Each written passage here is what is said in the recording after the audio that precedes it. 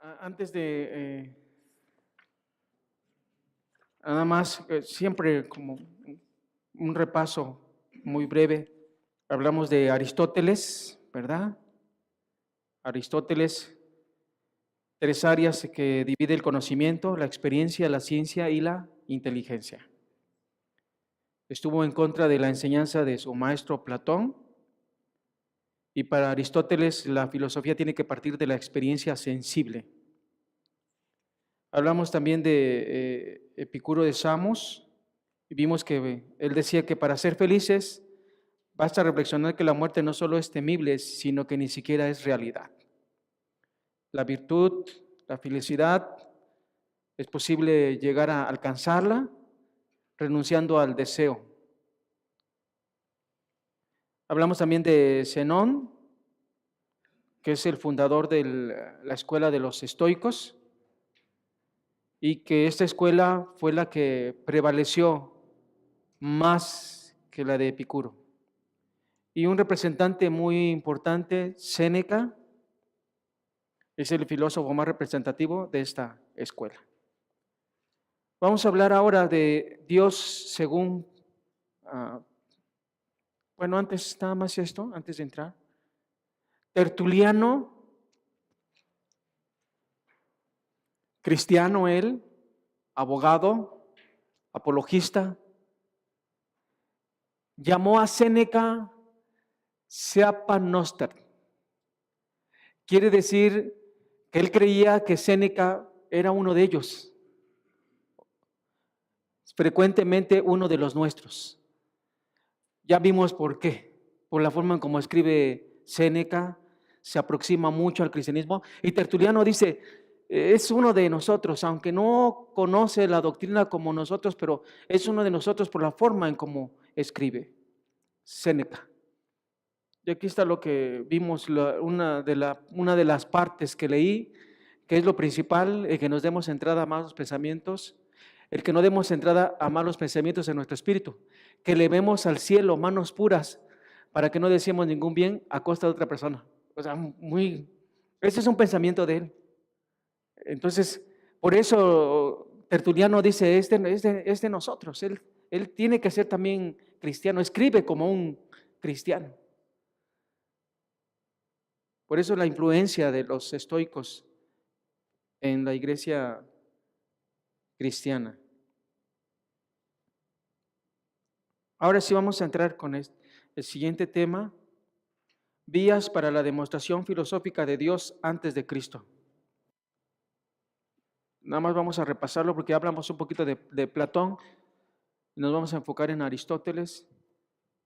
Las reflexiones de Platón y Aristóteles sobre Dios, y lo pongo así porque es una concepción no bíblica.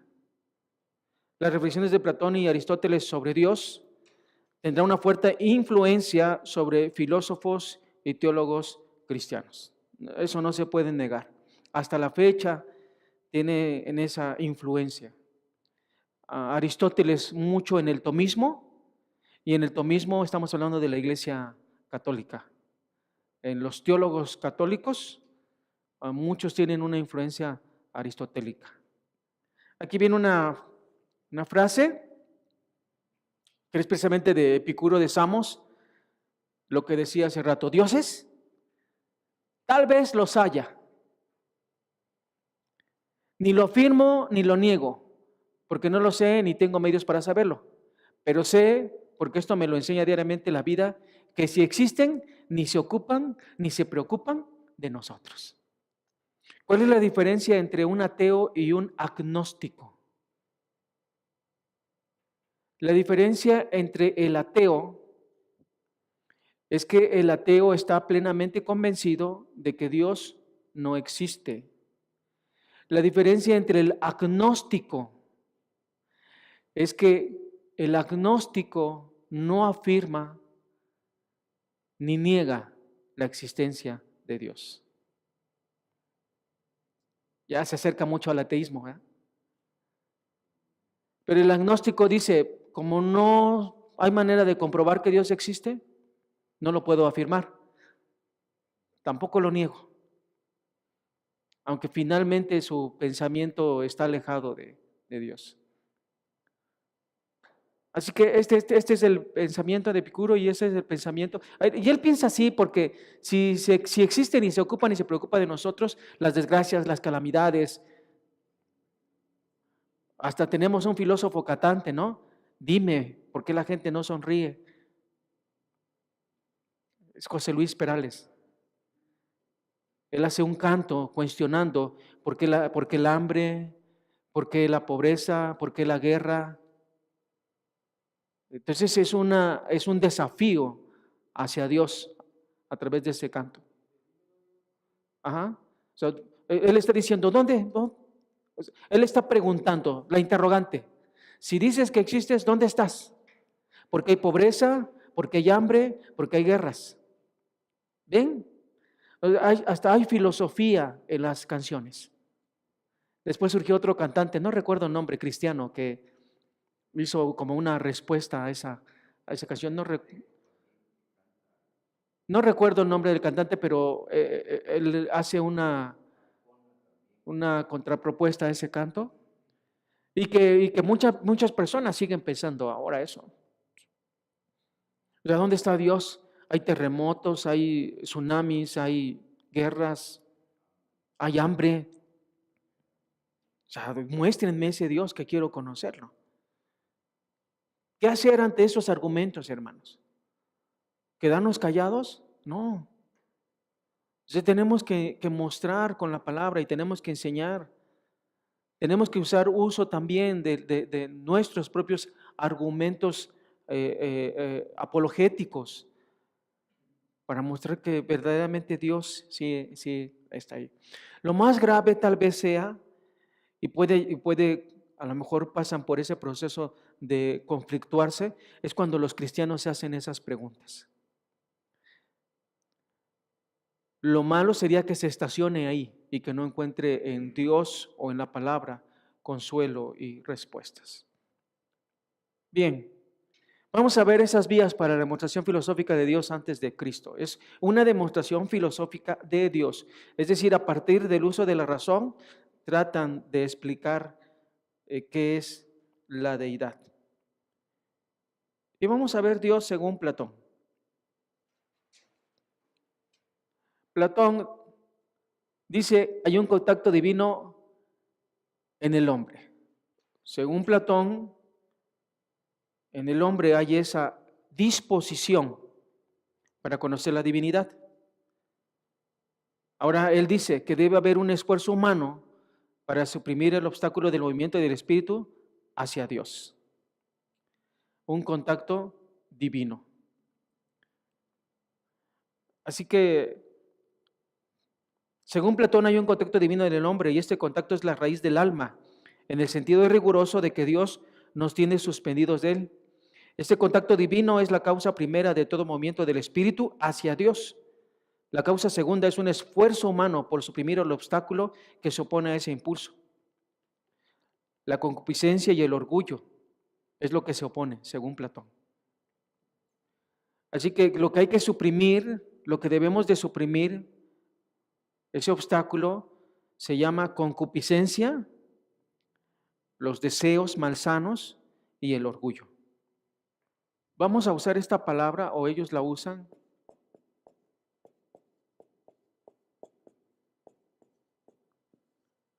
Dialéctica.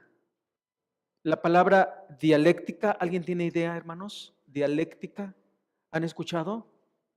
La dialéctica es el deber de la razón. Es decir, hay dialéctica cuando la razón está trabajando. Así que Platón habla de un proceso dialéctico para conocer a Dios. O sea, hay que usar la razón para conocer a Dios. Así que Platón sugiere que hay que suprimir la concupiscencia y el orgullo. El deber de la razón es conocer a Dios por las cosas visibles. El deber de la razón es conocer a Dios por las cosas visibles. Ahora, esa es la cuestión. Hay que conocerlo por las cosas visibles. ¿De qué manera se ha hecho visible Dios para nosotros como cristianos? ¿De qué manera se ha hecho Dios visible para nosotros como cristianos? A través de Jesucristo, hermanos. El Dios invisible se hizo visible en la persona y obra de Cristo Jesús. Entonces, para nosotros lo visible es Jesucristo. Bueno, ya vimos, el obstáculo es la concupiscencia y el orgullo. ¿Cómo se quita el obstáculo? Por el esfuerzo moral. Vamos con Aristóteles. El motor inmóvil. El motor inmóvil de Aristóteles. Aristóteles deduce la existencia de Dios del hecho del movimiento. Él observa que en todo hay movimiento.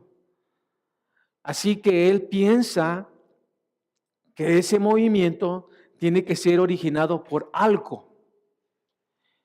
No digo alguien, digo algo, según la perspectiva de Aristóteles. Así que él dice que todo lo que muda es algo, o todo lo que se mueve es algo. Y el cambio tiene una causa y un fin. Hay una causa, hay algo que provoca el movimiento. Esa causa para Aristóteles es el primer motor. El sujeto es la materia y el fin es la forma. Dios, según Aristóteles, es un ser viviente, eterno y perfecto. Ahora, la palabra ser abarca todo lo que es. Nosotros lo podemos leer y podemos decir, es un ser viviente, eterno y perfecto. Ah, sí, es Dios. Pero nosotros estamos pensando ¿en quién? En Dios. En el Dios de la Biblia. Aristóteles no. Él es un ser viviente, eterno, imperfecto. Porque en Él está dada la vida continua y eterna. Así que como en Él está dada la vida continua y eterna, Él dice que es el primer motor inmóvil. ¿De acuerdo? El primer motor inmóvil. Así que le enseña que hay un primer motor inmóvil. Pero él reconoce que también hay otros motores inmóviles. ¿Ven la idea de él? O sea, sí hay un primer motor inmóvil, pero hay otros que son más pequeños que ese primer motor inmóvil. Vean Colosenses 2.8, por favor. Busquen en sus Biblias Colosenses 2.8. Aristóteles admite numerosas inteligencias motoras, cada una de las cuales preside el movimiento de una esfera determinada. Así pues, Dios no es la única sustancia inmóvil. Ya recuerden, la palabra sustancia, estamos hablando de un ser. No es la única sustancia. Él está diciendo que hay otras sustancias, son más pequeñas, pero las hay. Podemos decir entonces que él tiene un pensamiento politeísta, que hay una primera gran divinidad, por decirlo de alguna manera, pero que también hay otras pequeñas divinidades. Todos ellos finalmente están supeditados al primer gran motor inmóvil. Ese es un pensamiento politeísta.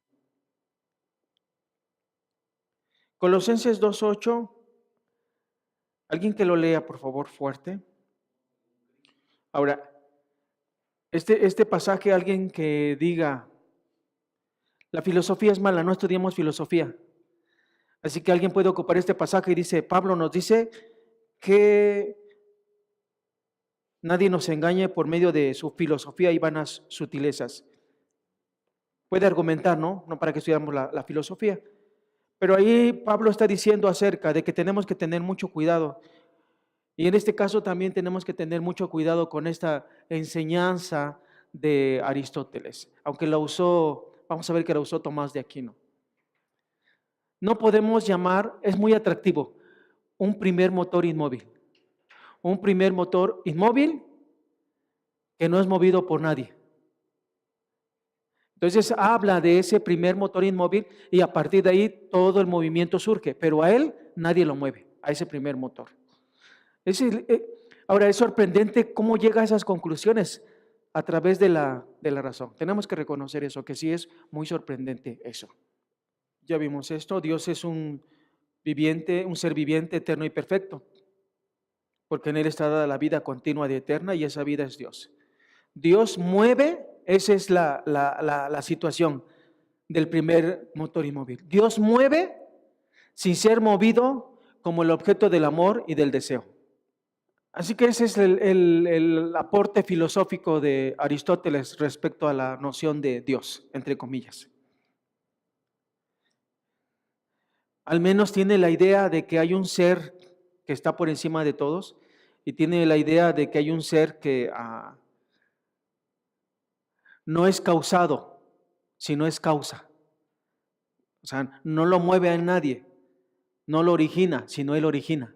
Eso sí es rescatable del pensamiento de Aristóteles.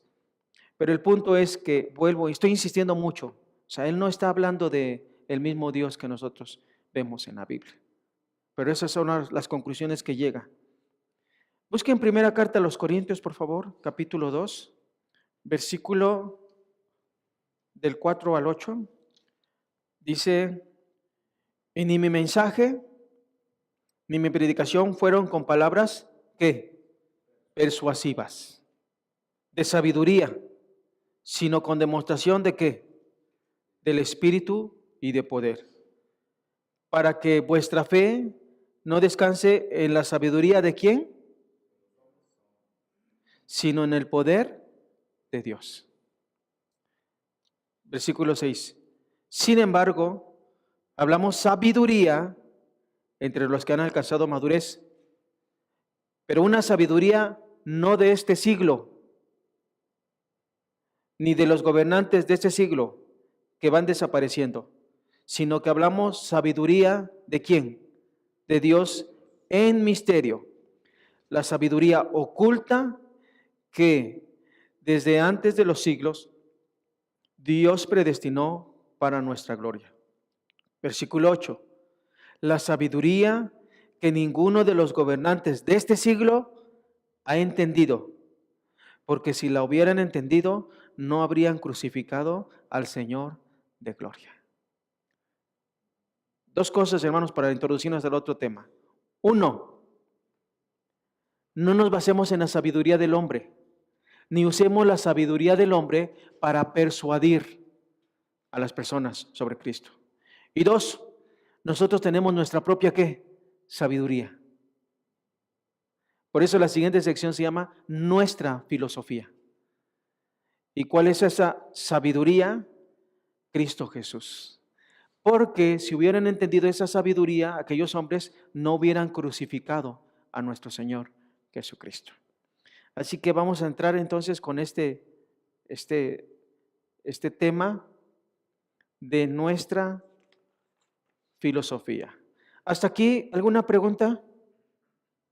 ¿Alguna pregunta, hermanos? ¿Duda? Ahí está lo que acabamos de decir. ¿Es posible que Pablo pasó por un filósofo más a los ojos de sus contemporáneos? El cristianismo tiene su filosofía en Cristo. Y así es como se refiere a su fe los primeros escritos eclesiásticos, nuestra filosofía. Ya vimos primera carta a los Corintios 2, 4, 8.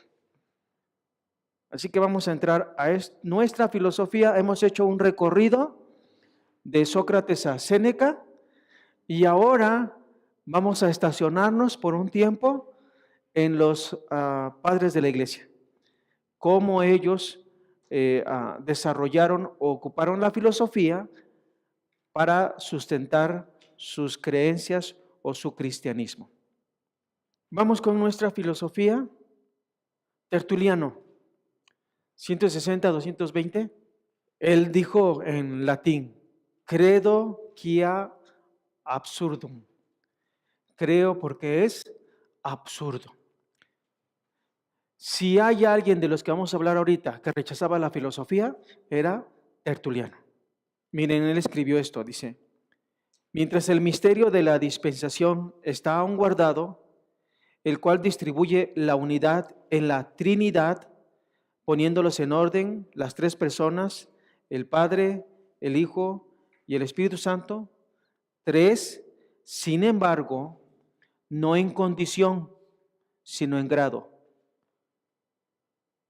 no en sustancia, sino en forma, no en poder, sino en aspecto.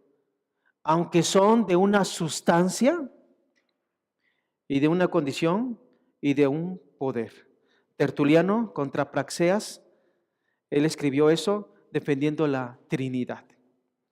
Y aunque él estaba en contra de la filosofía, utilizó un término que surgió por la filosofía, la Trinidad. La Trinidad. Tertuliano dice, ¿qué es la filosofía? Él despreciaba la filosofía. ¿Qué es la filosofía? Se le define como amor y búsqueda de la sabiduría. Luego, si se le busca aún, señales de que no se posee todavía. Me gusta esa frase.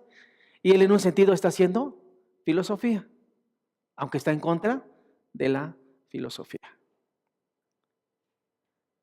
¿Ven la frase? Dice, la filosofía se define como amor y búsqueda de la sabiduría. Él está usando la definición etimológica. Luego, si se le busca aún, señales de que no se posee todavía. Él está diciendo, ¿para qué hacer más filosofía? No van a encontrar la verdad. Están siguiendo buscando la sabiduría, no la van a encontrar. El nombre completo de Tertuliano es Septimio Florencio Tertuliano, por si les gusta el nombre. Septimio Florencio Tertuliano, no Septimio, Septimio. Tenía mente de abogado por profesión y hábito. Es precisamente que vimos esta frase, creo porque es absurdo. Esa frase surge por su desprecio hacia los filósofos. Básicamente él desprecia el uso de la razón por parte de los filósofos. Y por eso dice, creo porque es absurdo. No hay lógica, no hay razón en la manera en que Dios decidió rescatar a la humanidad. Por eso Pablo dice que para los gentiles, para los judíos es tropezadero. ¿Por qué? Porque ellos están esperando un Mesías diferente, un Mesías político. Pero para los griegos es ¿qué? Locura. Es una locura, es una estupidez que por medio de la muerte de alguien se puede obtener vida. Y es más, en la iglesia primitiva había un dibujo en el cual se burlaban de los cristianos y muchos decían que los cristianos, hay una pintura donde aparece allí escrito de un cristiano, Alexemandro, creo, Alexemano, adora, este es su Dios, y aparece un hombre con cabeza de burro. Y entonces es una locura, ¿cómo voy a adorar a un hombre en una cruz? Es muy fuerte eso, pero esa era la cuestión de que muchos, vamos a ver, creo que ahí tengo, les voy a compartir uno de los argumentos de Celso, un filósofo del siglo II, III, cómo estaba en contra de los cristianos. Y entonces surgen los apologistas para defender su fe. Pero los que los defienden, aparte de Tertuliano, Justino Mártir, él es filósofo y apela a la filosofía para hacer sus argumentos y defender su fe. Tertuliano apela a la fe sencilla, contra el afectado de sabiduría. Él dice, no necesitamos de filosofía para creer, lo único que necesitamos es fe. Lo único que necesitamos es fe. Él escribió esto, miren. Antes es el alma que las letras. Las palabras antes que los libros. Y el hombre antes que la filosofía y el poeta. Así que él desecha las letras, desecha los libros y desecha los filósofos. Para él es suficiente la palabra de Dios y la fe. Ahora, la realidad es que él era un hombre preparado, era un hombre estudioso y por esa capacidad pudo argumentar todo esto. Lo único que defendía respecto a la filosofía, lo único que defendía es que ésta no puede iluminar y justificar la fe, que está siempre por encima de la razón. O sea, la filosofía no puede dar iluminación y no puede justificar. Para Tertuliano, la fe está por encima de la razón. Ahora, en un sentido, Alfonso Ropero dice lo que viene abajo. Tertuliano integró la filosofía en la fe. ¿Por qué lo integró? Cuando combate a los filósofos, lo hace en nombre del conocimiento, no de la ignorancia.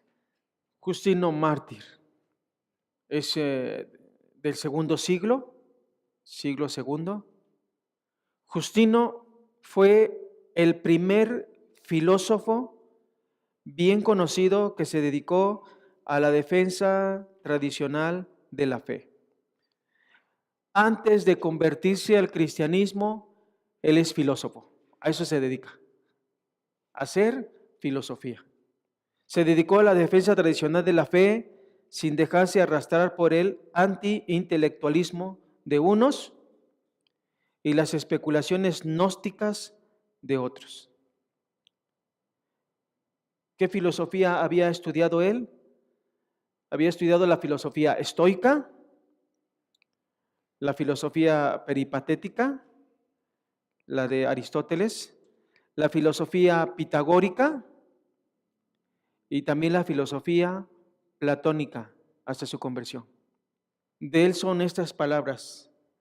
El cristianismo, así le llamaba él, es la única filosofía sólida y útil que he encontrado.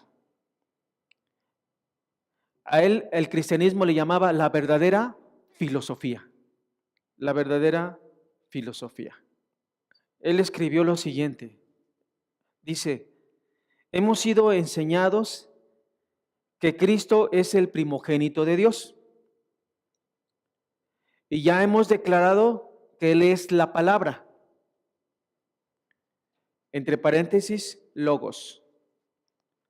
De quien toda la raza de hombres forma parte.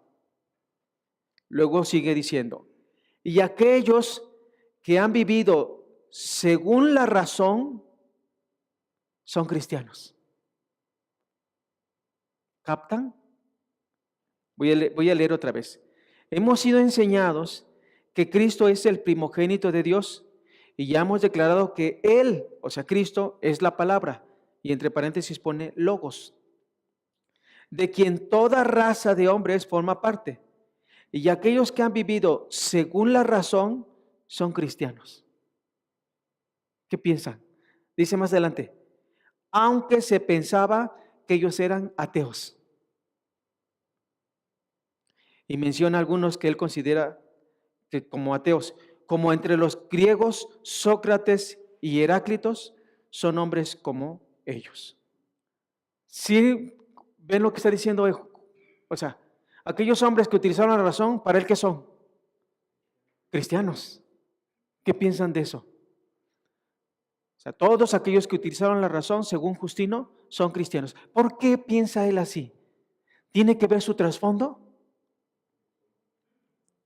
Aunque suena un poquito paradójico porque él llama al cristianismo la verdadera filosofía. Pero él llega a esa conclusión que los que ocuparon la razón son cristianos. En nuestro tiempo, no sé, pero hay muchos que se dicen cristianos y que a lo mejor de nuestra perspectiva no lo son. Pero en nuestro tiempo, ¿de qué manera se es cristiano? Y la Biblia nos dice, nos da la pauta de qué manera se es cristiano. Y no hay otra forma de ser cristiano que no sea creyendo ¿en quién? En Cristo Jesús. No lo hay. Para Justino, su trasfondo, el reconocimiento de los filósofos, pienso que le hace llegar a esa conclusión. que usaron la razón y en un sentido son cristianos. Ahora, él estudió a los estoicos, ya vimos a Séneca, entonces tienen mucha similitud. Nada más que él nos muestra con su vida otra cosa, porque dice que él no se sentía como satisfecho hasta que conoció el cristianismo. Entonces, probablemente tratan de buscar por medio de la razón, pero al menos Justino Mártir encontró satisfacción en el cristianismo. Allí encontró satisfacción. Desde que se convirtió al cristianismo, defendió la nueva fe como la única y verdadera filosofía, incomparablemente superior a todas las demás. Los cristianos, afirmó Justino, poseen la verdad. ¿Cuál era la evidencia de que poseían la verdad? Según Justino Mártir, su vida y su moral lo atestiguan. Murió mártir en Roma alrededor del año 165. Entonces murió como mártir por causa de su fe en el año 165. Ahora miren, para Justino los filósofos griegos son la antesala de la verdadera filosofía. Ya hemos dicho, siempre que escuchen en él hablar de la verdadera filosofía, él está hablando del cristianismo.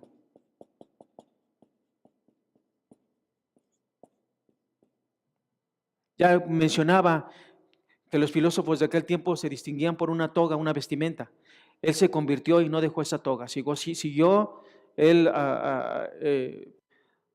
mostrándose a los demás como filósofo, pero ahora con esta verdadera filosofía, que es el cristianismo.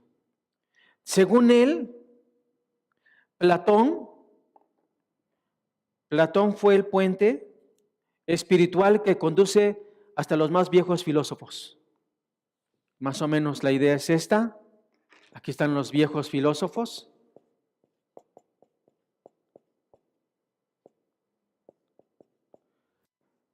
Aquí está un puente. Ese puente es Platón. Y aquí está el cristianismo de la iglesia primitiva. Así que lo que está diciendo Justino Mártir, los viejos filósofos son los profetas del Antiguo Testamento,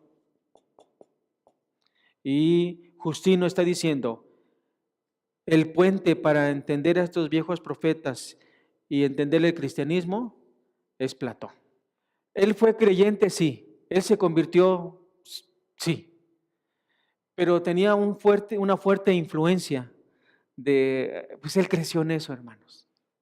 ¿Cómo se llama el arte de interpretar algún pasaje? Hermenéutica. Pero vemos que él hacía su hermenéutica con sus presuposiciones filosóficas y llegaba a esas conclusiones. Los que vivieron según la razón, ya lo dije, son cristianos, impávidos y tranquilos. O sea, los viejos filósofos, que son los profetas, pero él también dice los filósofos. Y obviamente que está hablando de los filósofos griegos. O sea, tanto uno como otro son cristianos, dice. Como se venía haciendo en su época, Justino usó principalmente el método alegórico tipológico en su exégesis del Antiguo Testamento. El método alegórico. Vamos a hablar ahorita de esto con Filón de Alejandría. ¿Por qué usaron el método alegórico? Hay una razón por la cual usaron el método alegórico. ¿Alguna pregunta sobre Tertuliano, sobre Justino Mártir? ¿No? Bien, eso ya lo dije. Los cristianos poseen la verdad, su vida y su moral lo atestiguan. La doctrina de los filósofos griegos, concluye Justino, son únicamente la antesala de la verdadera filosofía, es decir, el cristianismo. Platón fue para Justino el puente espiritual que conduce hasta los más viejos filósofos, los profetas del Antiguo Testamento, y a través de ellos hasta Cristo mismo. Ahora, él creía eso, hermanos, o sea, él verdaderamente estaba convencido de eso. Él estaba plenamente convencido de que así era, así. Ahora, como estamos hablando de Justino Mártir y de su formación y del tipo de método que usó para interpretar que fue el alegórico, creo que es pertinente que hablemos un poquito de Alejandría, porque estamos hablando de filosofía. Alejandría, ¿en dónde se encuentra? ¿Tienen en mente, pueden imaginar mentalmente un mapa? De este lado está Palestina, ¿sí? Palestina, de este lado está Europa, y Palestina hacia el sur, el norte de África, y exactamente en el norte de África, Alejandría. Alejandría es la primera escuela de filosofía cristiana. Había otra escuela muy contraria a Alejandría, la escuela de Antioquía. La escuela de Antioquía, el método para estudiar la Biblia era histórico literal. La de Alejandría era el alegórico. Esta escuela fue fundada por Panteno en el siglo II. Algunos de sus alumnos y seguidores y también quienes trabajaron ahí al frente fue Clemente de Alejandría. ¿Han escuchado hablar de él? Clemente de Alejandría. Orígenes, Dionisio, entre otros. Su exégesis bíblica, la manera de interpretar la Biblia es la alegórica, que está basada en la tradición platónica y el pensamiento de Filón. Ahorita vamos a hablar un poquito de eso. Y aquí está la otra escuela, ya lo mencioné, la de Antioquía. Es la antítesis de Alejandría, fue fundada por Luciano de Samosata. Y ahí están algunos de esa escuela. Juan Crisóstomo, tal vez más conocido que Teodoro. Y la exégesis o la hermenéutica que aplicaban era la gramatical histórica. La escuela de Alejandría estaba fundada en la tradición platónica y la Antioquía abandonó la tradición aristotélica.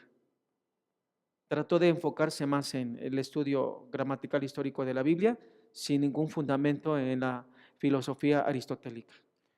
¿Por qué estamos hablando de esto? Porque los que estamos viendo ahorita surgen de la escuela de Alejandría. De ahí surgen. Entonces tienen una influencia platónica y vamos a hablar de un personaje, Filón de Alejandría. Filón de Alejandría es judío, pero tiene una fuerte influencia helenística. Así que lo que él pretende hacer es unir el pensamiento judío con el pensamiento griego. Y vamos a ver qué resulta. No resulta nada bueno esto, pero él trata de hacer esto, trata de unir. En Alejandría, entre el tercer y segundo siglo antes de Cristo, tuvo lugar la traducción en griega del Antiguo Testamento hebreo, la Septuaginta. Esa Biblia fue traducida precisamente al griego. ¿Y fue en dónde? En Alejandría. Alejandría en aquella época era la cuna de intelectual del cristianismo. Alejandría. Y bueno, ahí aparece Filón. Filón, que es contemporáneo de de Pablo, contemporáneo de nuestro Señor, bueno, era niño, Jesucristo. No, es 30 antes de Cristo y 50 después de Cristo. Filón fue el primer filósofo del judaísmo. Y ahí está representado en ese esquema lo que él trató de hacer. En este esquema, ¿qué trata de hacer Filón? Unir la filosofía platónica ¿con qué? Con las Sagradas Escrituras. ¿Qué pasa cuando tratamos o queremos unir algo con la Biblia, hermanos? ¿Qué pensamiento puede llegar a surgir?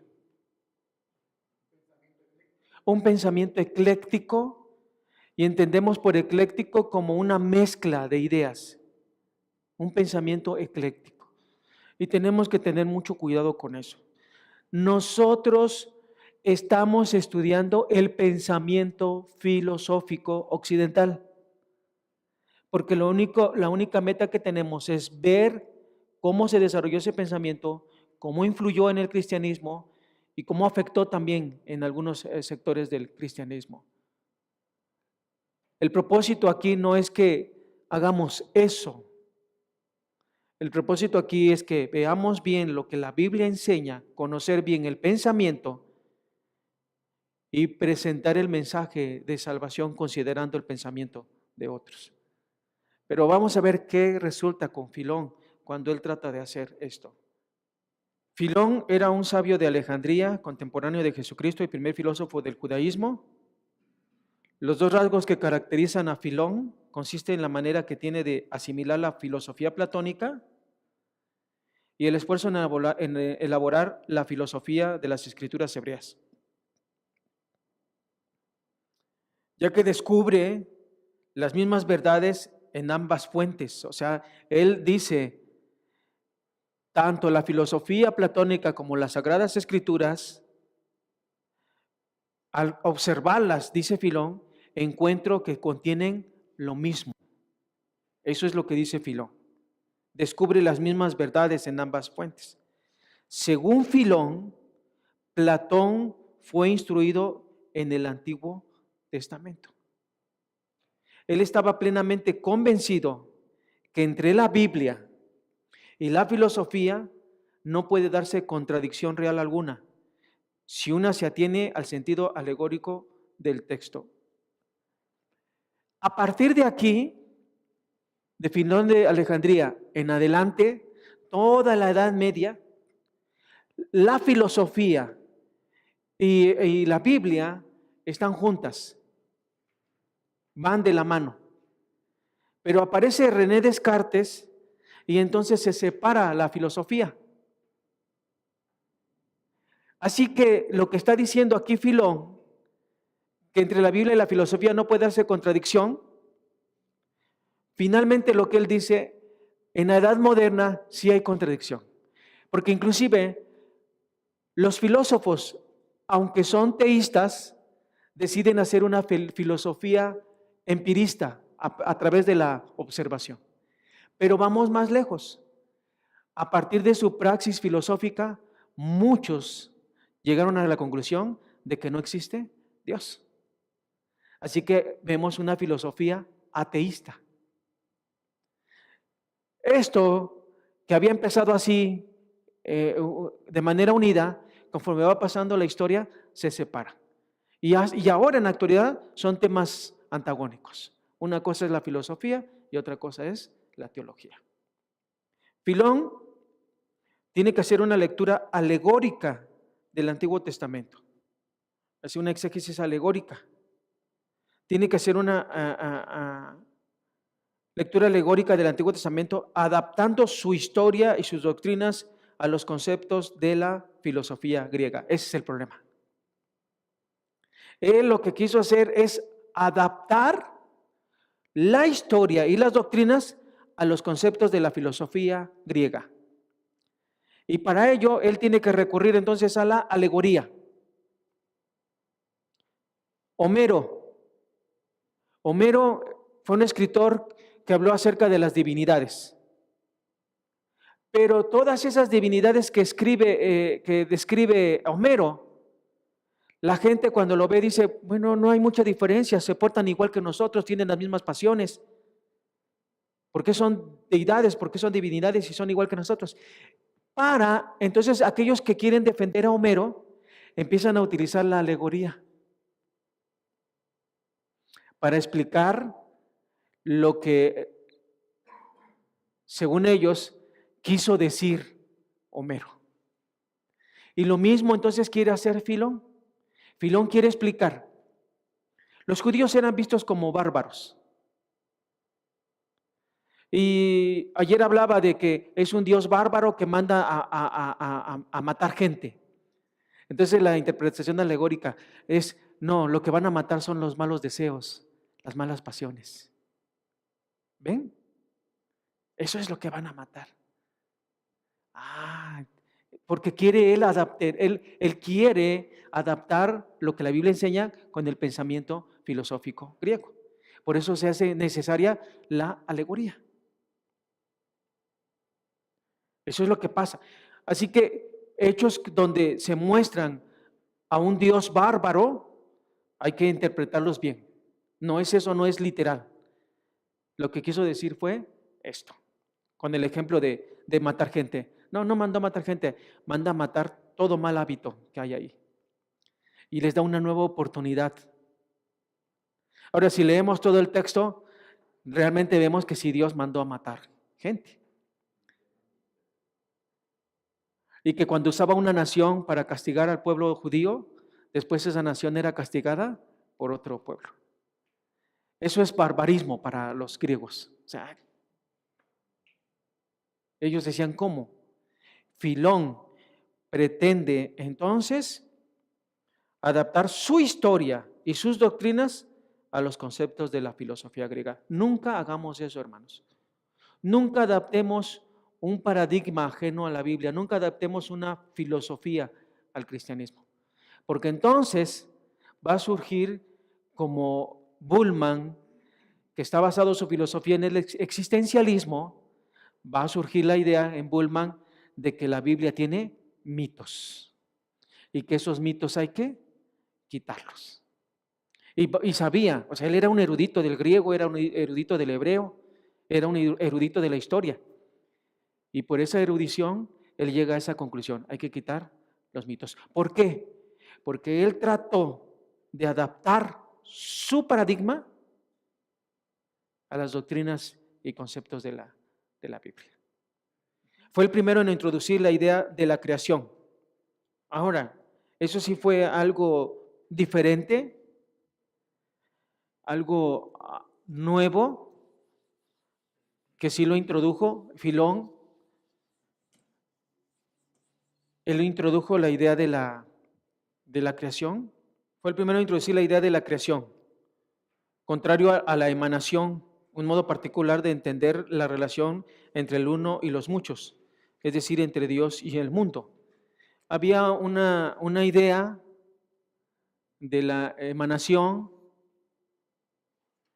donde está el uno y después de aquí se desprende del uno, se desprende otro, se desprende otro, se desprende otro y se desprende hasta que en la medida en que se va desprendiendo del uno, obviamente que la divinidad va disminuyendo. Ese era un concepto que se tenía, que todo se iba desprendiendo. Llega a Filón y entonces él habla de la creación. O sea, hay un Dios que es creador. Él como buen hebreo, como buen judío, él cree en eso. Entonces introduce la idea de la creación en el ámbito filosófico. En el ámbito filosófico prevalece esta idea de que se va desprendiendo la naturaleza de la divinidad.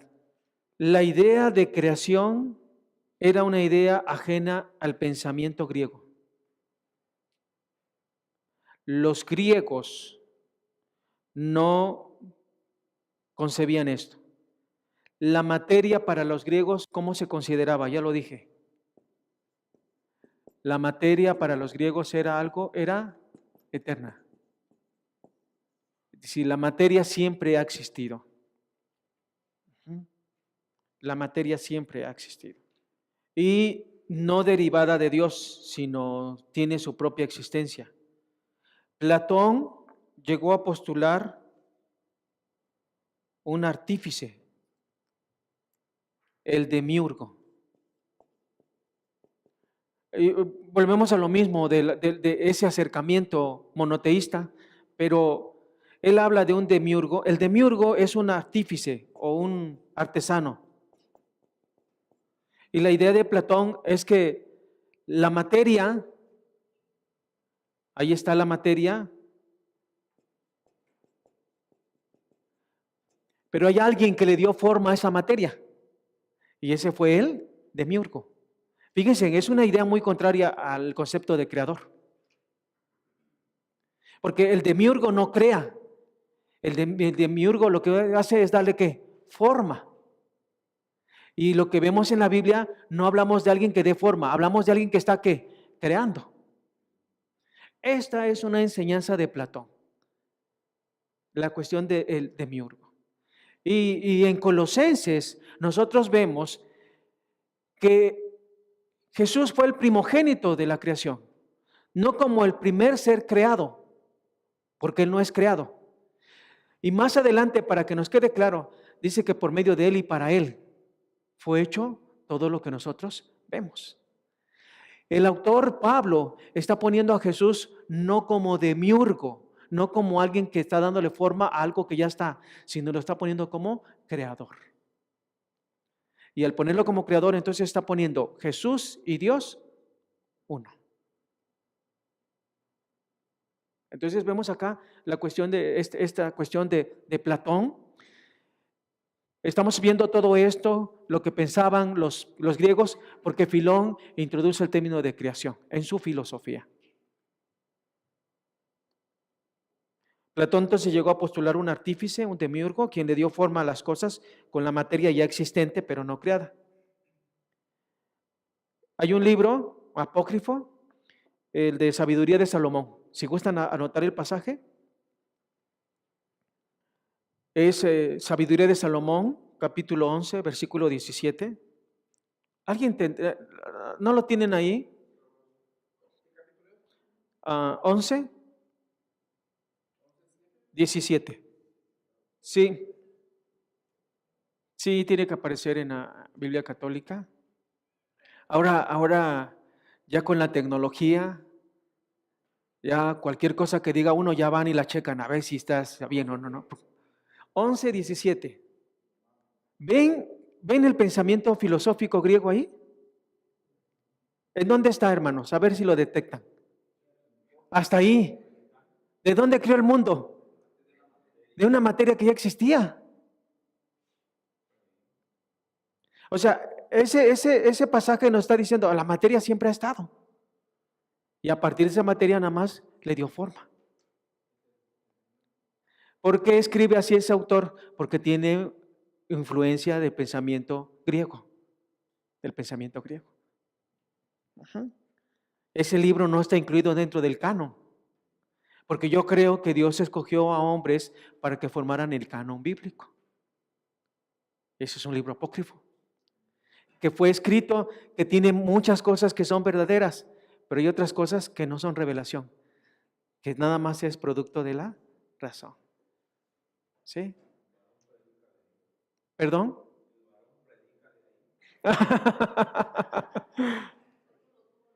Es bueno leer esos libros. Yo lo recomiendo que lo lean para que vean.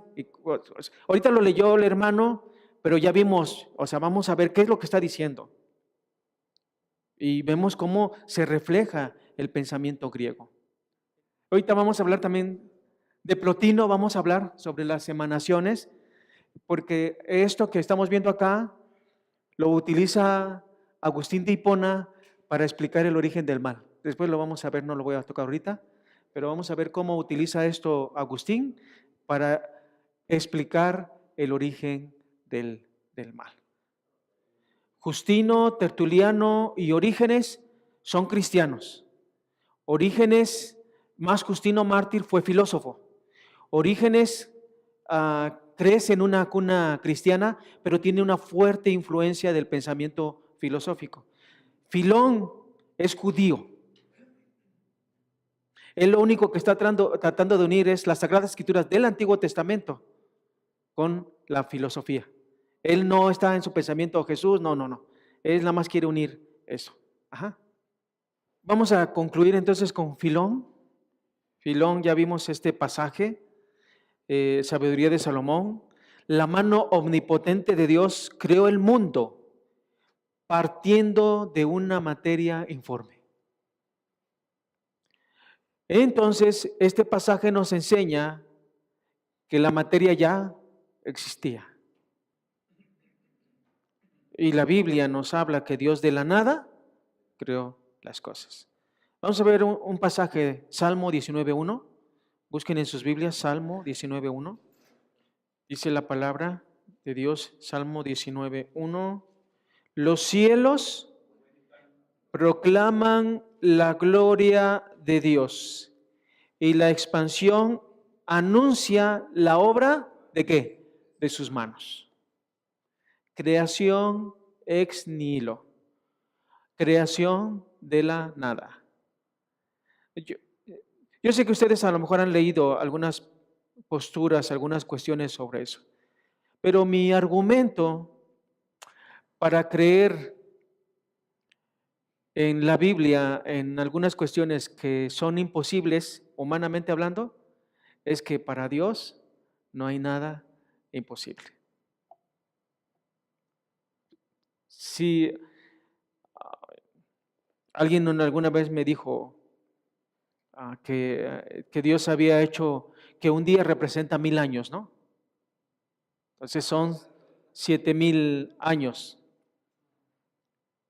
Y le digo, está bien, pero también Dios pudo haber hecho en un día o en un segundo. Porque ¿qué hay imposible para Él? Nada. Ante las cuestiones en las que nuestra razón no encuentra una explicación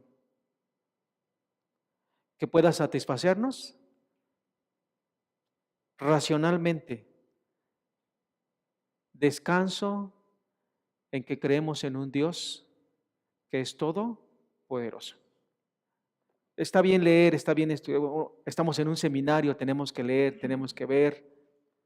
De repente hay posturas de una u otra cosa. Antes me conflictuaba, ahora no, porque mi fe descansa en Dios. Y si no encuentro respuestas a ciertas interrogantes, ¿para qué me aflijo? Mejor hago y vivo de acuerdo a lo que la palabra me enseña y el Espíritu Santo me muestra cada vez que leo y mi mente es iluminada por obra del Espíritu Santo, hacer eso. No estoy diciendo que no hay que estudiar porque nosotros estamos estudiando. Lo que estoy diciendo es que no se conflictúen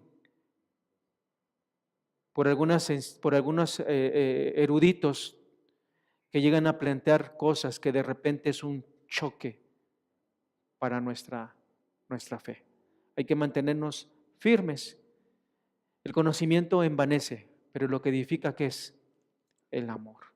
Hay que conocer, no hay que envanecernos y hay que confiar en la palabra del Señor.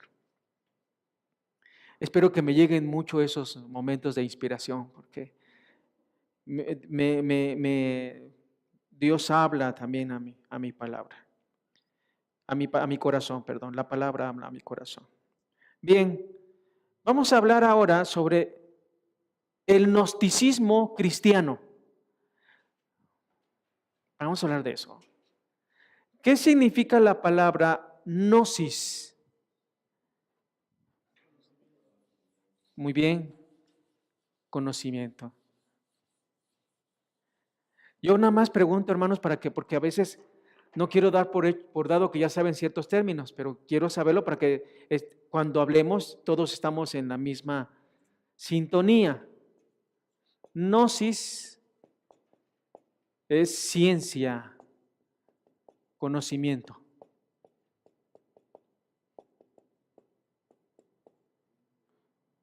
Conocimiento, gnosis. Hablamos de un movimiento que es el gnosticismo.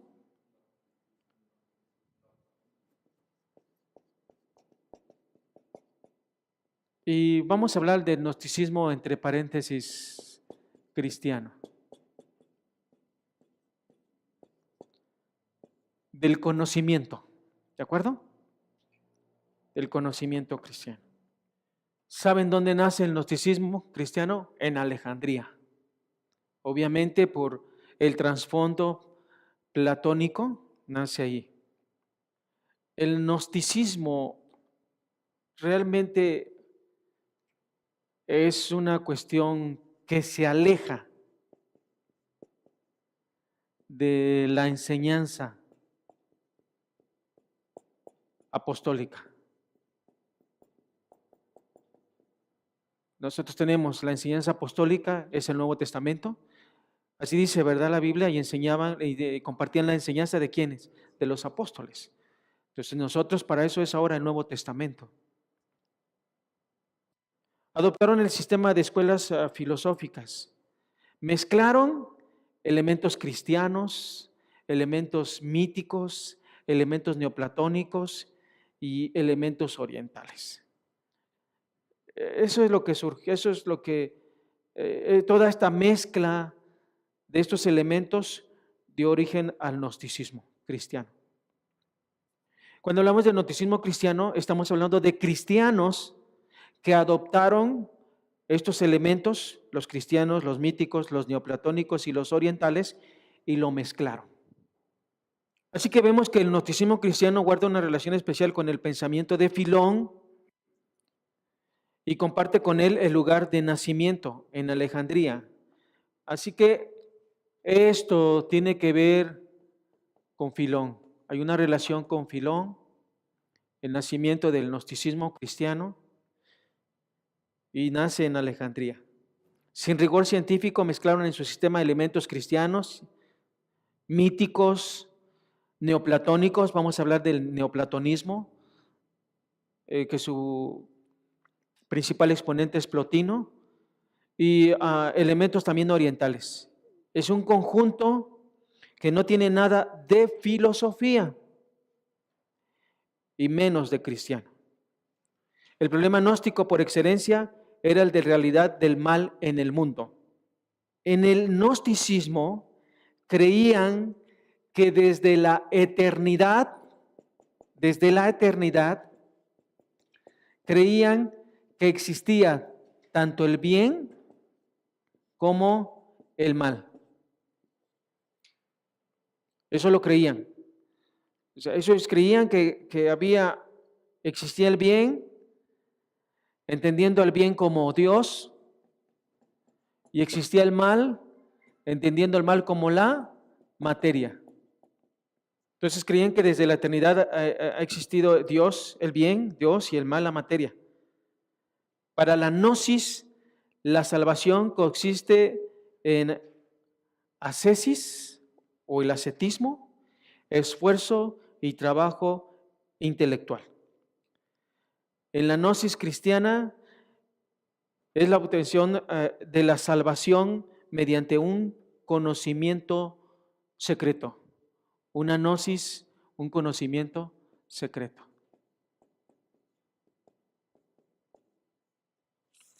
También creían que el cuerpo de Jesús no era real, sino aparente. Eso se llama docetismo. En donde decían que, ahora, tiene lógica su pensamiento. ¿Cómo consideraban a la materia? Mala. El cuerpo es materia, por tanto es malo.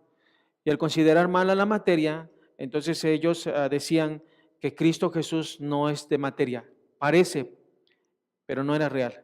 Era nada más aparente.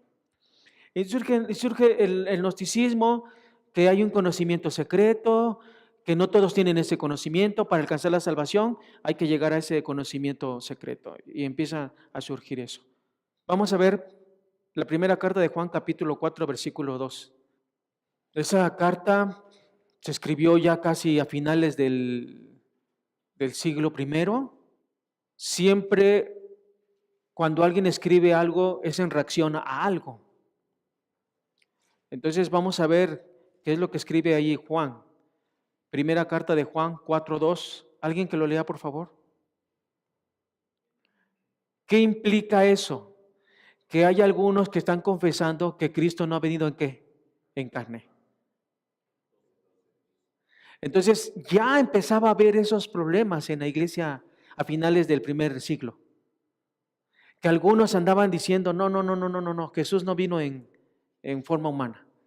Era nada más la apariencia de un hombre.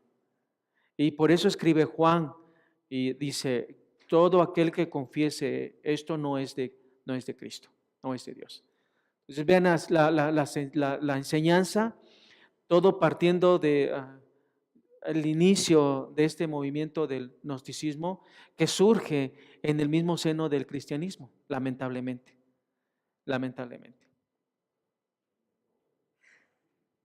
Clemente de Alejandría, vamos a hablar.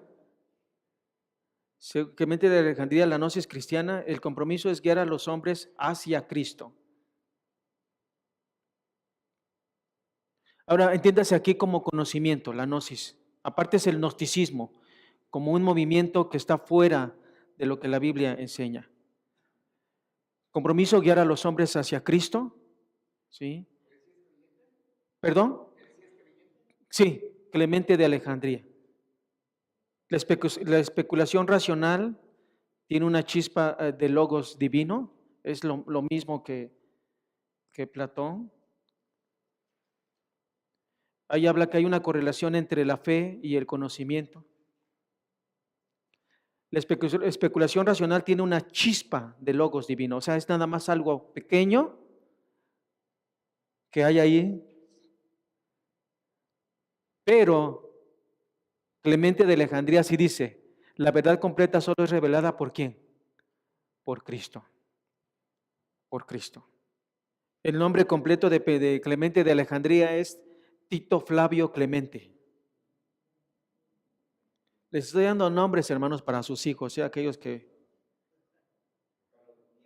Tertuliano, Flavio, bueno, para los nietos, para los que ya tienen...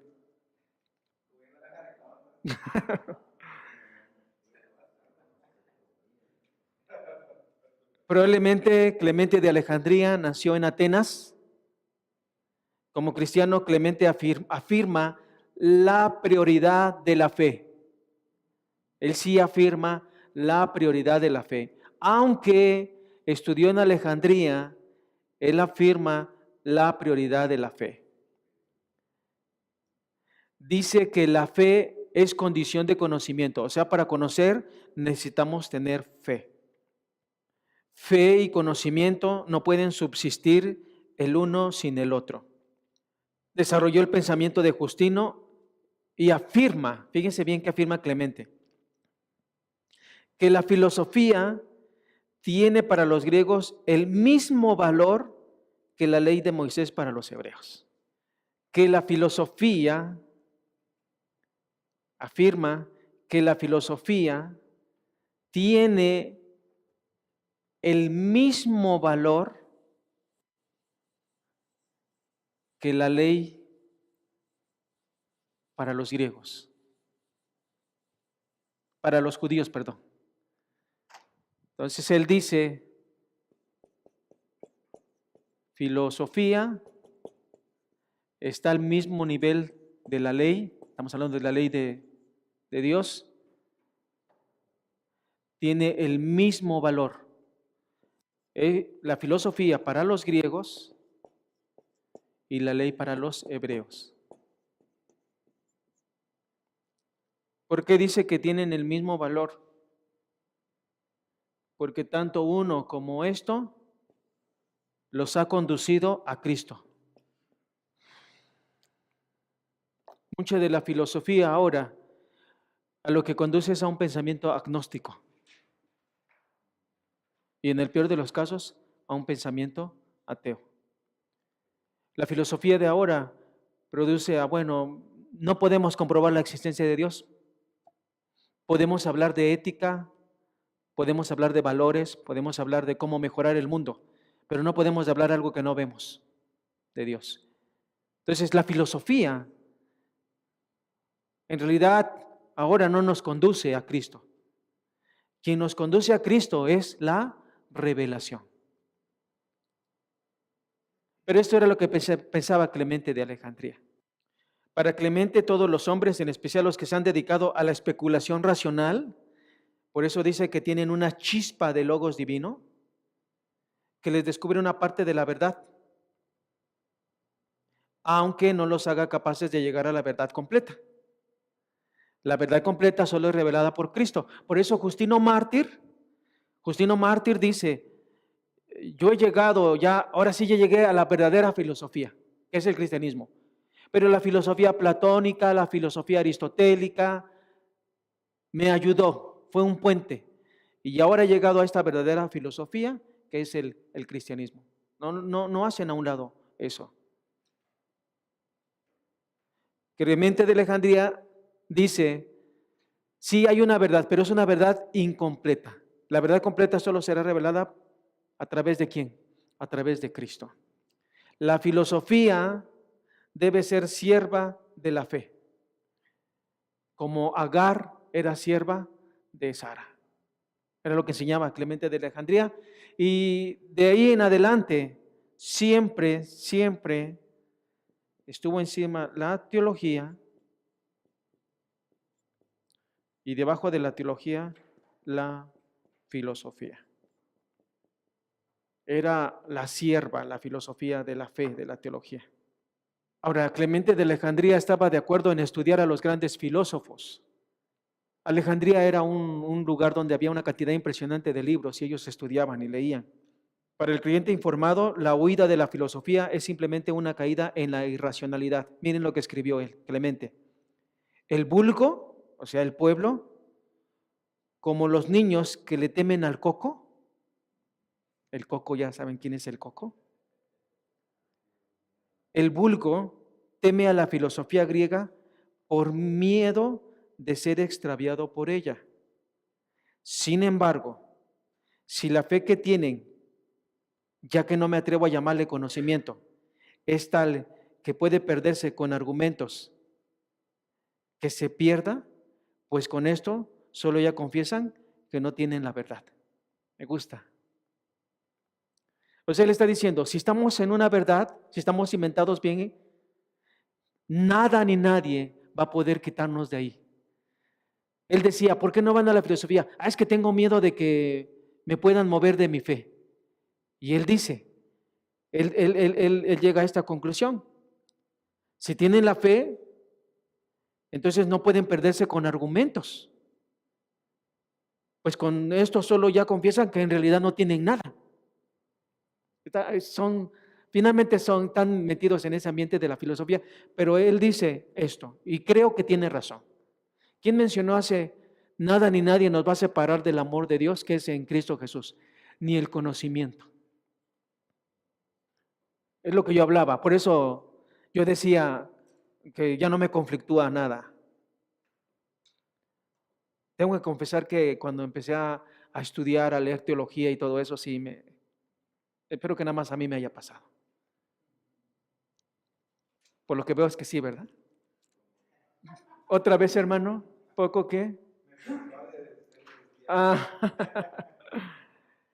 ¿Algún comentario sobre esto, sobre Clemente de Alejandría?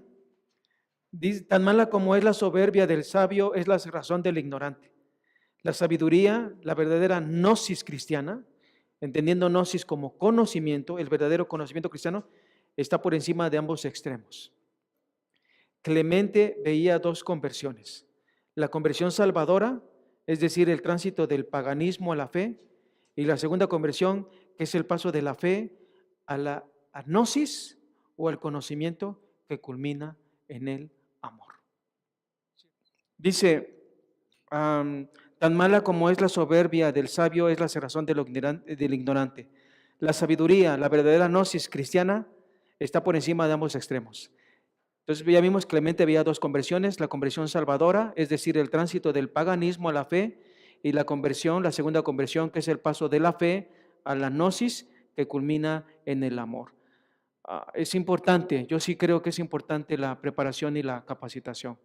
Y tenemos que tener cuidado de no irnos al extremo, de no capacitarnos y también de irnos al extremo de perder de vista el por qué nos estamos capacitando. Tenemos que tener mucho cuidado con eso. Clemente de Alejandría, y nada más nos vamos a introducir al sucesor de Clemente, Orígenes. Vamos a hablar de Orígenes.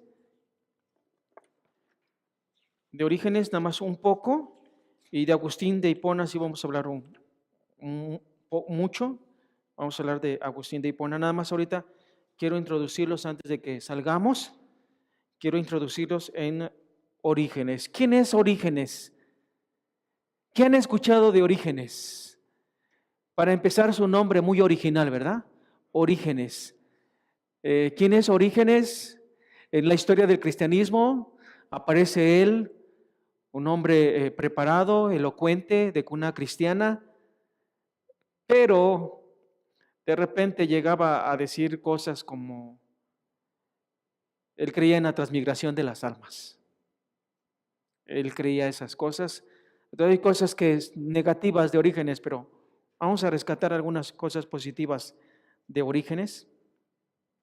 Él nació en el año 184, Orígenes 184, y murió en el 253. Había sido alumno de Clemente de Alejandría, fue su alumno. Su escrito más conocido es la refutación dirigida al filósofo platónico Celso. Ahora, Celso era un filósofo platónico, pero era un filósofo que estaba en contra del cristianismo. Hubo excepciones de filósofos que se convirtieron en cristianos y defendieron su fe, pero la gran mayoría estaba en contra del cristianismo. Dos preguntas, hermanos, y también quisiera ¿cómo las podemos responder ahora? Pero había dos preguntas que le preocupaban a los estudiosos de aquel tiempo. La primera, ¿cómo es posible que un Dios incorpóreo haya creado al hombre corpóreo en un mundo material? Esa era la pregunta de los filósofos.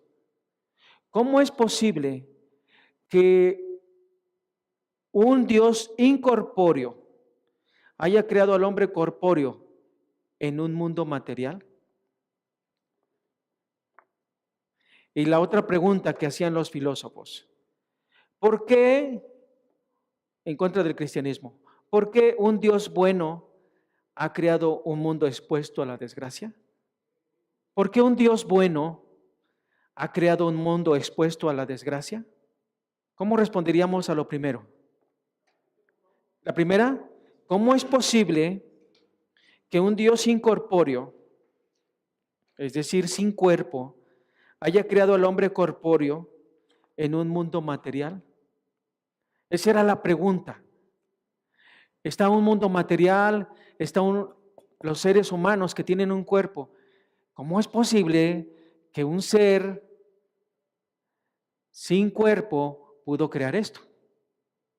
No les cabía en su pensamiento eso. Y la otra, porque un Dios bueno ha creado un mundo en donde hay desgracia. Y eso es lo que Celso empieza a cuestionar. Y Orígenes fue el primer cristiano fue uno de los cristianos que empezó a escribir en contra de Celso. Él escribió una apología muy grande, apología contra Celso. Orígenes fue el primer cristiano que perteneció realmente a la élite intelectual de su tiempo. O sea, él sí era un intelectual. Me acordé ahorita de él, el autor de las crónicas de Narnia, un intelectual de Europa, pero se convirtió al cristianismo. Hay un libro de él que se llama Mero Cristianismo. Orígenes fue el primer cristiano que perteneció realmente a la élite intelectual de su tiempo y que profesó la doctrina cristiana de una manera que suscitaba el interés y el respeto de sus adversarios. Al final de sus días,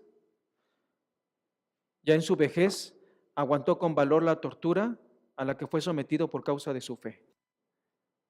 Igual que Justino, Orígenes también fue torturado y muerto por su fe. Fíjense nada más, vamos a ver estos datos. Fue el sucesor de Clemente, escribió entre 600 y 800 obras contra Celso. Era un escritor prolífico. Fue el primer cristiano que perteneció a la élite intelectual de su tiempo. Para él, la escritura tiene doble sentido, un sentido literal y un sentido espiritual. Y esto fue lo que le trajo problemas cuando vio la Biblia como un sentido espiritual. Él enseñó que hay que partir del significado literal al espiritual, de la fe al conocimiento. Orígenes fue ante todo un místico, un amante del Dios revelado en Cristo. Dice él que la inteligencia no está reñida con la espiritualidad. Orígenes hace ver que tanto Cristo como los apóstoles dieron siempre un sentido espiritual del Antiguo Testamento. Muy bien, vamos a dejarlo ahí. Ahorita que regresemos, voy a hablar un poquito acerca de lo que Orígenes le escribió o cómo refutaba a Celso en algunas enseñanzas que Celso veía como que solamente un pueblo ignorante podía creer o aceptar lo que el cristianismo estaba enseñando y cómo Orígenes le responde.